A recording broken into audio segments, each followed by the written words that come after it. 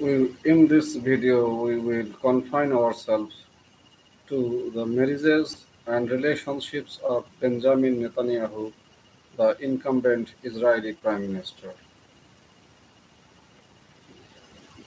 We will talk about his personal life only and nothing about this.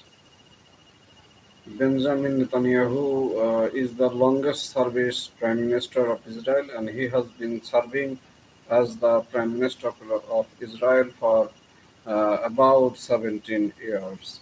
We will just here talk about his personal life.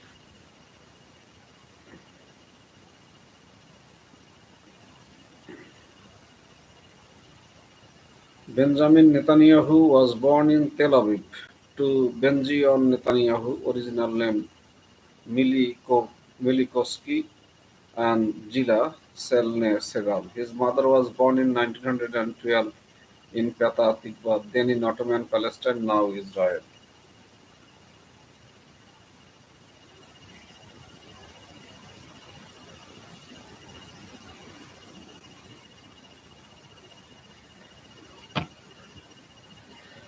His mother, though all his grandparents were born in the Russian Empire, now Belarus, Lithuania, and Poland, his mother's parents immigrated to Minneapolis in the United States. He is related to Rabbi Elihuel of Vilna, the Vina Gaon, on his paternal side.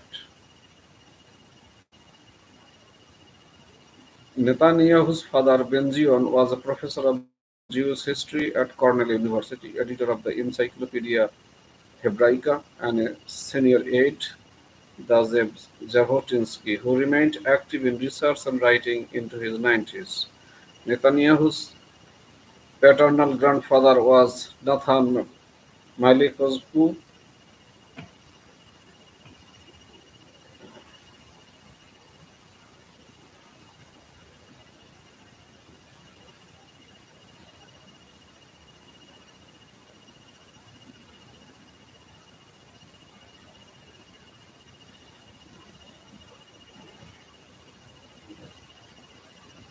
Netanyahu's paternal grandfather was Nathan Malikozko, leading Zionist rabbi and Zionist fundraiser. Netanyahu's older brother Jonathan was killed in Uganda during Operation Entebbe in 1976.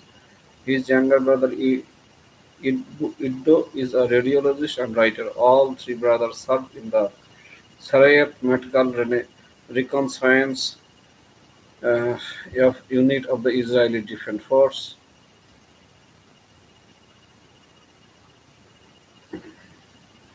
Now let's talk about marriages and relationships of Benjamin Netanyahu, the Israeli Prime Minister.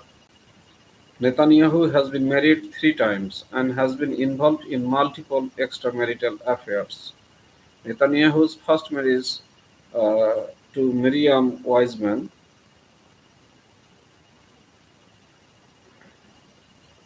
whom he met in Israel.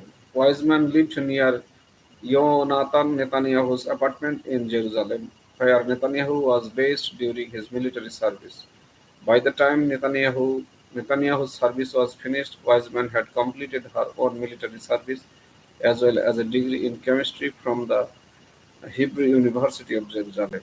In 1972, they both left to study in the United States, where she enrolled in Brandeis University, while Netanyahu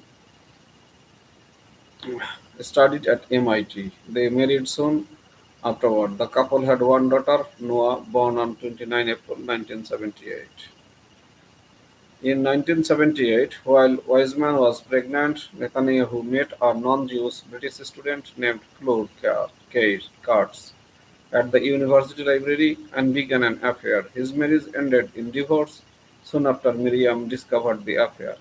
In 1981, Netanyahu marries Kurtz and she converted to Judaism. After moving with Netanyahu to Israel, Kurtz sued for divorce in 1988. His third wife, Sarah Ben Etzvi, was working as a flight attendant on an EIA-1 AI flight from New York to Israel when they met. She was in the process of completing a master's degree of psychology. The couple married in 1991.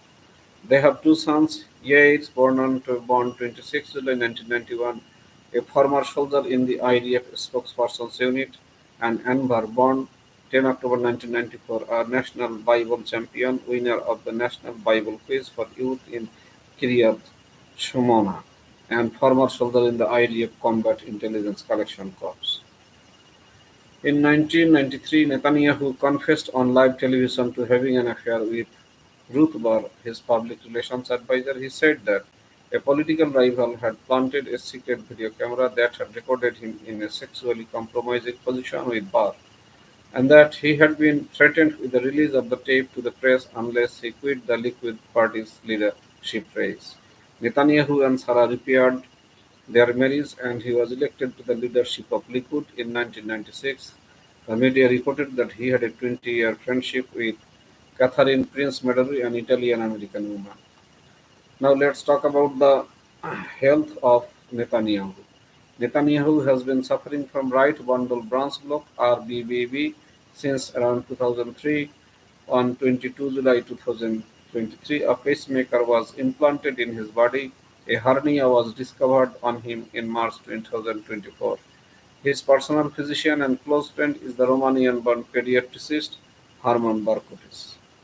So since Netanyahu has been involved in multiple times in multiple extramarital affairs, uh, but before moving on there, we should just see this picture that here in this picture, he is going to have a birthday celebration of his children. This is his wife and this is Netanyahu celebrating their children's birthday.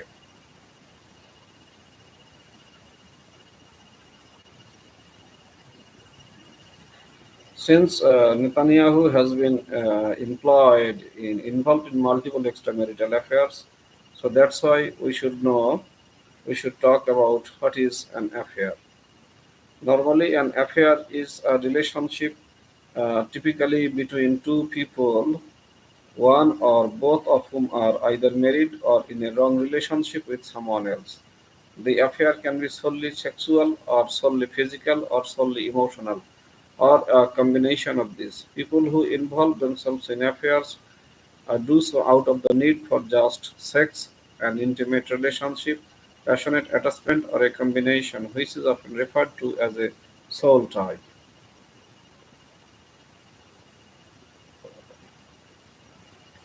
Relationships are considered to be contracts.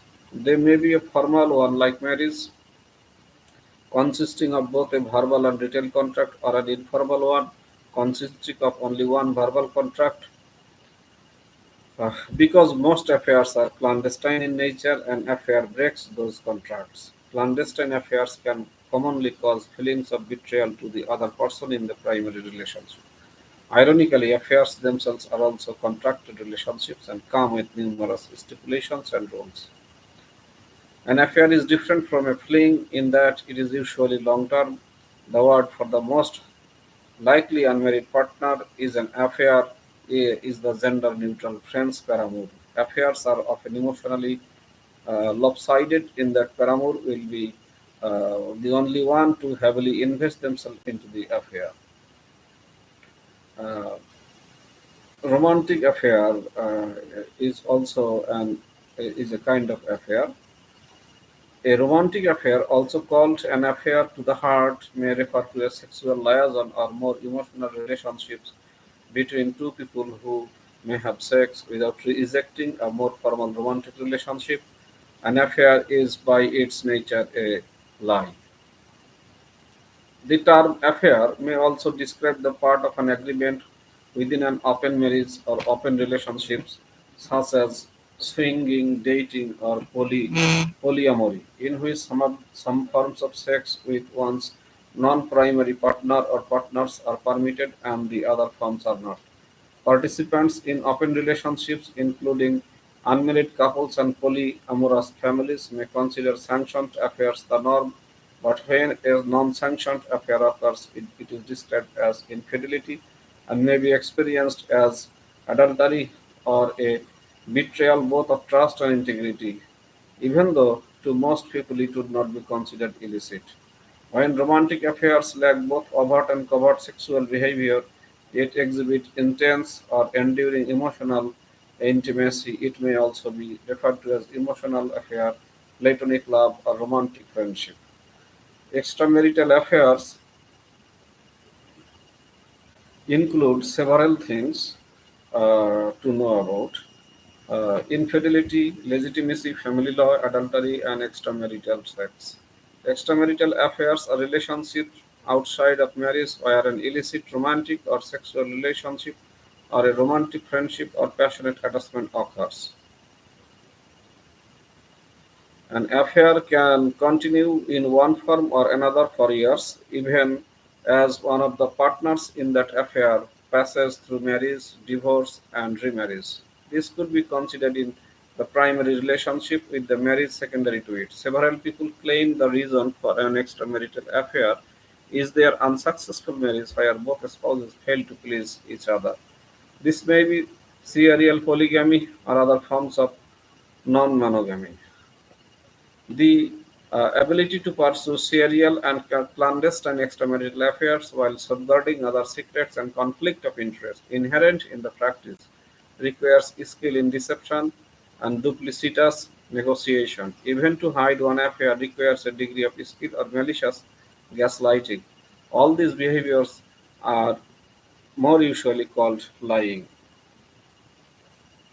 Deception can be defined as the covert manipulation of perception to alter thoughts, feelings, or beliefs. The presence of deception may indicate the degree to which the deceiver has breached fundamental conditions of fidelity, reciprocal vulnerability, and transparency. Sometimes these are explicit and assumed preconditions of a committed intimate relationship.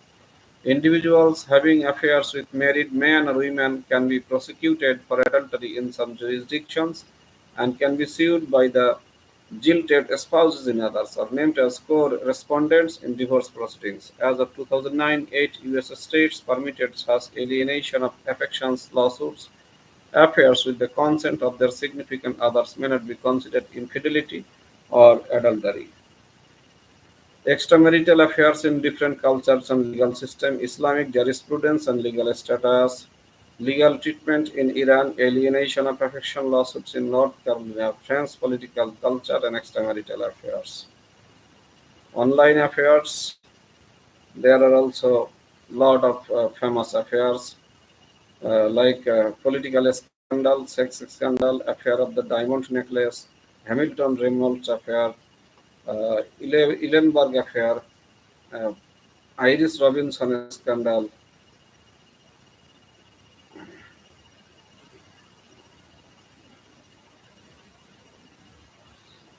So there is one thing. This is love triangle. This is something like Bangladeshi novel Grihodaho. This is called love triangle.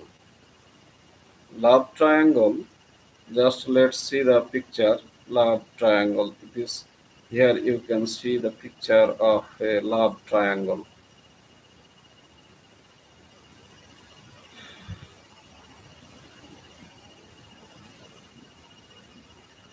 A love triangle is a scenario or circumstance usually depicted in as a rivalry in which two people are pursuing or involved in a romantic relationship with one person, or in which one person in a romantic relationship with someone is simultaneously pursuing or involved in a romantic relationship with someone else.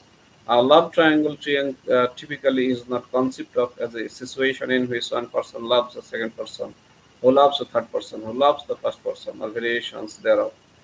Love triangles are a common narrative device in theater, literature, and film. Statistics suggest that in Western society, willingly or not, most adults had been involved in a love triangle. In 1994, beliefs, reasoning, and decision-making states, although the romantic love triangle is formally identical to the friendship triad, as many have noted their actual implications are quite different. Romantic love is typically viewed as an exclusive relationship, whereas friendship is not. So this is all about love triangle, eternal triangle, homosociality, marital breakup, distinction in entertainment. There are many things to talk about since we are talking about Israeli Prime Minister Benjamin Netanyahu. He had been involved in many multiple extramarital affairs. So that's why. And now one thing we have to know that uh, his wife uh, got a chemistry degree from the University of Hebrew University of Jerusalem. Uh,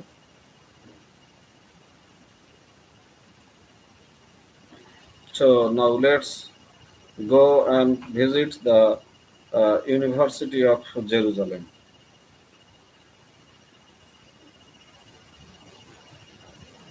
You can see this is the University of Jerusalem, a public research university based in Jerusalem, Israel, co-founded by Albert Einstein and Chaim Weizmann in July 1918. So this university is very has academic staff of 250 to 23,000 students. This university is most famous and is one of the top-ranking universities in the world. Uh, and this is a very good university. And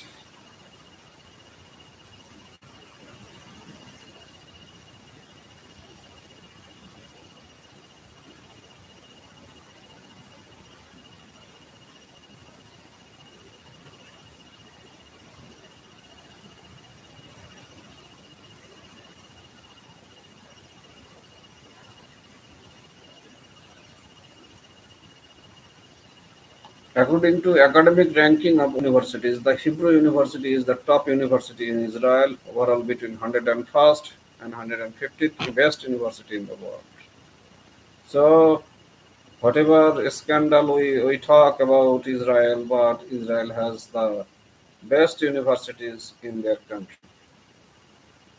And the teachers here, like one teacher, Daniel Krugman, who got 2002 Nobel Prize in Economics. Uh, Roger Dickman, visiting professor, he got Nobel Prize for Chemistry in 2006. Besides this, there are lot of professors in the Hebrew University, University of Hebrew University of Jerusalem, who have got Nobel Prize, and it's a good research university. Not everything in Israel is bad. Not everything in Israel is totally utterly bad.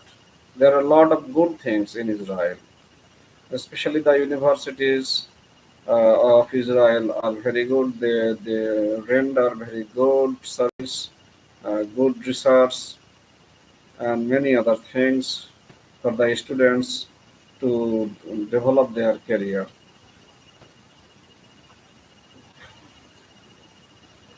So Benjamin Netanyahu uh, born to a secular Jewish parents. We know this. Now we will talk about uh, since he is the president of Israel. We will talk about Israel.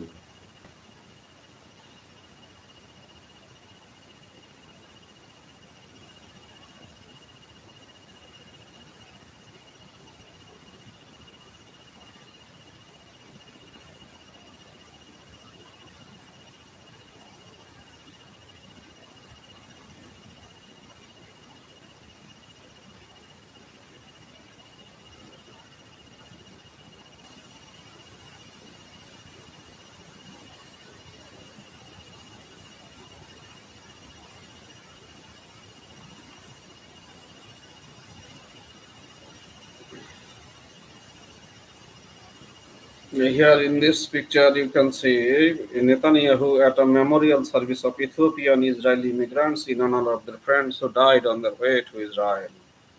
So Israel, uh, though Israel is a occupying country, in the Arab lands, but it has a lot of good things to talk about.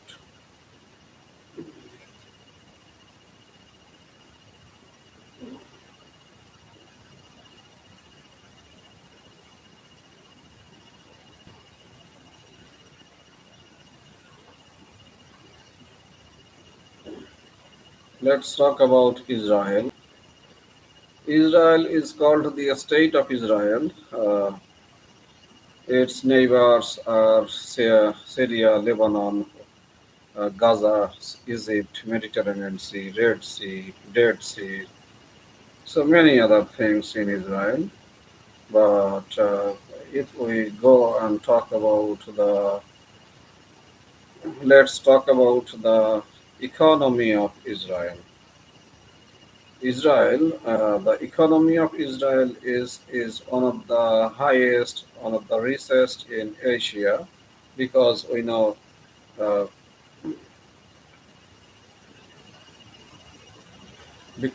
know Israel has the highest uh, uh, GDP, PPP, NNP, and they have very good resource to lead their life.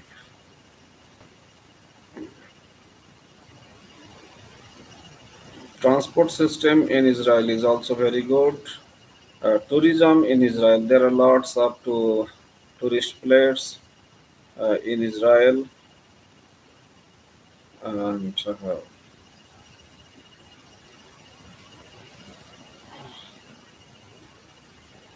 there are the district Jerusalem, Tel Aviv, Haifa uh, are all very well-known places in Israel.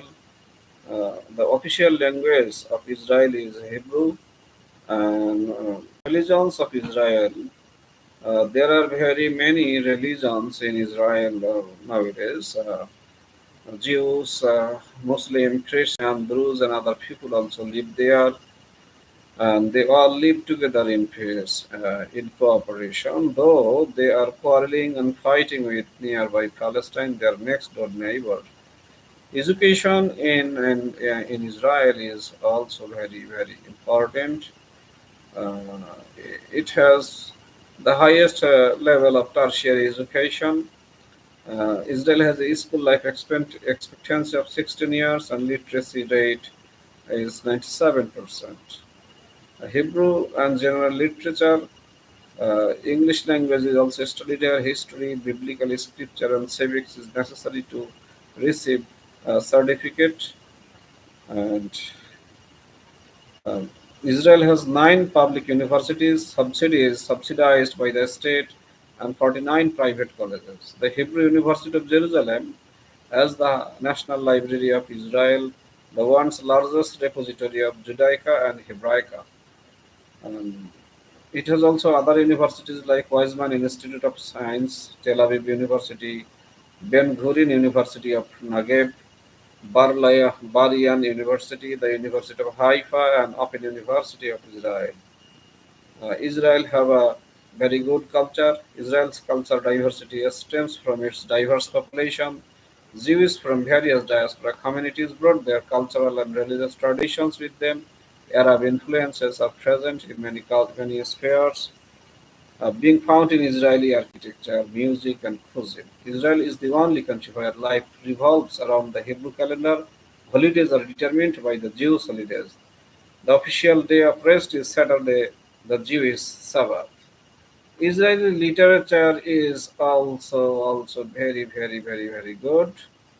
Uh, Shimon Wasson shared the Nobel Prize in Literature, and leading poets include Yehuda Amici, Nathan Alterman. These are the living legends of Israeli literature. Israel has also very good music and dance, and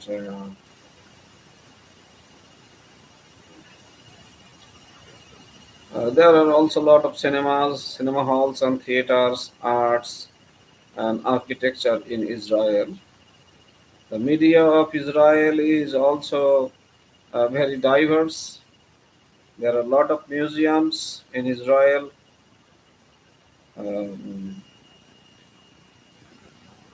uh, Haifa University or University of Haifa is a very good and top-ranking universities in Israel. It was founded in 1963. It was the University of Haifa full academic accreditation in 1972. The university has the largest university library in Israel. About 18,000 students study in this university, and among Israeli higher education institutions, the University of Haifa has the largest percentage, 41% of Arab Israeli students. The university has a very nice website. Uh, we can try to visit the website. Uh, you can see this is the website of Haifa University. University of Haifa. The languages are written in Hebrew and not in English. In this university, you will got more information about Israel and Israel's higher education system. And you can see the picture of the Israeli universities, and I don't know why the universities' websites is in Hebrew because the national language of this university is Hebrew. That's why it may be that the language is in Hebrew. But we can also try to translate it into English, but I don't know how I can translate it into English. So this is the university websites.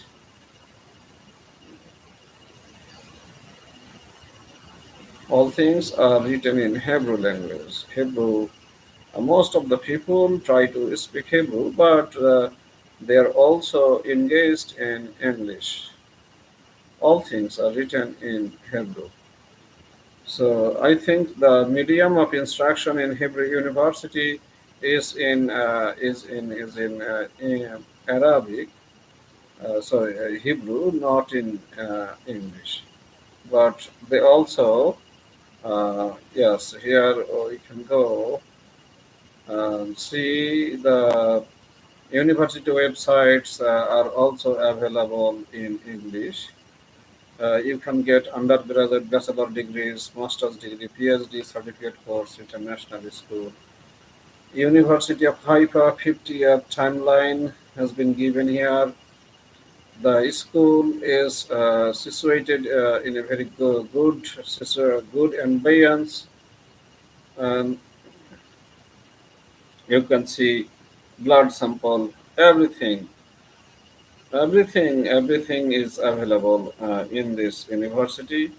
Anyone can try to read. The university address is University of Haifa, 199 Abba House, Housi Abbey, Mount Carmel, Haifa, Israel.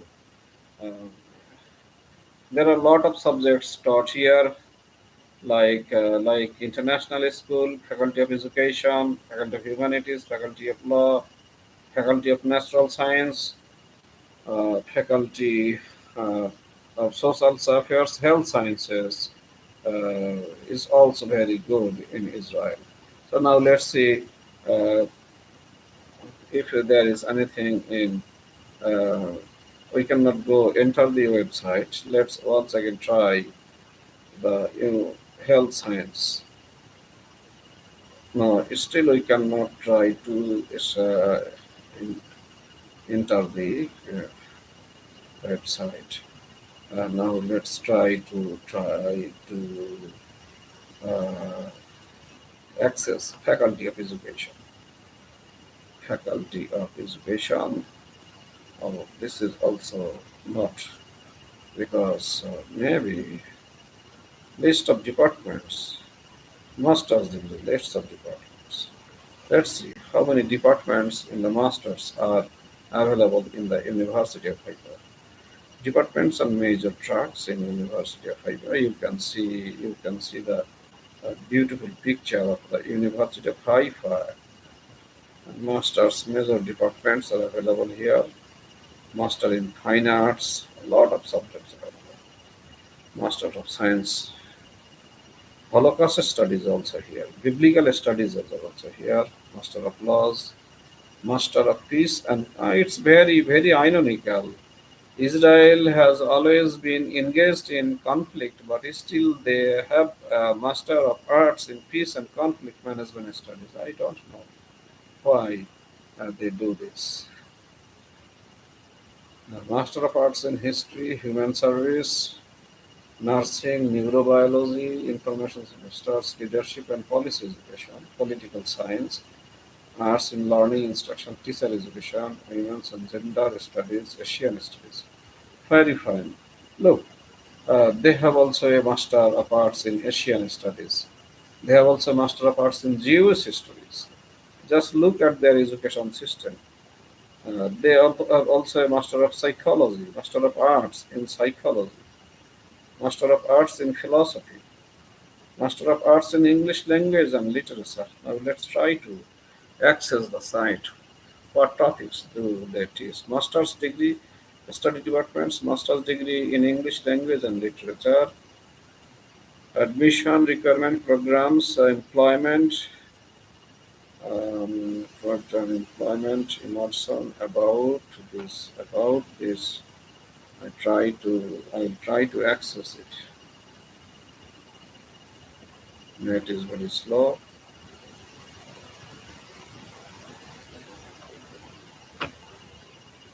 Net is very slow. But they have said in the department that the studies deepen and enrich student knowledge of English literary culture consisting of American, British, African, Indian, and Palestinian literature. Just look, they are in quarreling with Palestine, but still they study Palestine literature. The studies grant an extensive knowledge of the English language and its literature. The studies in the department train students for literary research. One thing here I'd like to tell here that uh, you must research. You must do research in the universities. So I'd like to stop here. I don't like to talk about anything because the websites are have been very slow. But I am very very glad to know that Israel is in always in conflict with Palestine, but they still study Palestinian literature. It's very very I think very good idea. They don't like to waste anything. They want to earn knowledge. They have a master's of arts in Asian studies. That means they also study all the countries in the Asian continent. Master of Science in Human Biology. Let's see what we can get from Master of Science in Human Biology from the University of Haifa. They have said in their introduction that uh, the program emphasizes research into the mechanisms of specific illnesses, the process and illness and the recovery, but also focuses on the biological basis for normal functioning and unique disabilities. The department also enables students to prepare themselves for research using biological tools in biological aspects of fields that are the focus of non-biological disciplines such as social behavior, learning, language acquisition. The department's faculty members and research groups focus on issues with common themes, interactions between cells and tissues as a basis for human function, understanding the basic mechanism of illness or pathophysiology, and developing new treatment methods and medications by manipulating communication between cells and cell tissue interaction. These research orientations relate to cancer research, communication between cells, and immunology development and longevity, as well as normal physiological function at molecular levels and in terms of nutrition and sleep. The Department of Human Biology is at the center of University of Haifa's longevity research, initiative where many of the where many of the department's research group study the biological process of aging, longevity, and associated illness. All faculty members are leading researchers in the fields. Students take part in groundbreaking research and in scientific publications in leading journals. A high percentage of Master of Science students continue on to doctoral studies at the University of Haifa or at leading research institutes in Israel and abroad. Just to see, uh, Israel is doing very good in their education system. But as Bangladeshis, we are still not able to do this. So I think we should stress. We should give a stress on education system because if you have no strong education system, if you don't have any strong education system, you cannot go to uh, good you go reach a good country. Just look at the requirements, admission requirements. If you want to have a master's degree in biological science, fields of medicine or healthcare or biotechnology, you have a minimum grade average 80 or higher. Passing a departmental admission interview, finding a thesis advisor. So, it's very they value academic excellence. So I think we all should try to know more. One thing that I always say in my video is that if you do not study regularly, if you do not study regularly, you cannot have a good aim in life in your life, and without study you cannot try to get relief in your life. So I have nothing to do with this. I was talking at the beginning, at the start of my video, about the marriages and extramarital affairs of the incumbent Prime Minister of Israel. But somehow I got access to the Haifa University website, and I am very surprised to hear that they have a lot of facilities for research and many other things, and they get international standards. So here we can see, we can understand that without education we cannot do anything. We need education. What is education? Education is knowing the unknown and watching the unseen. Education is doing research. Education is making things realizable.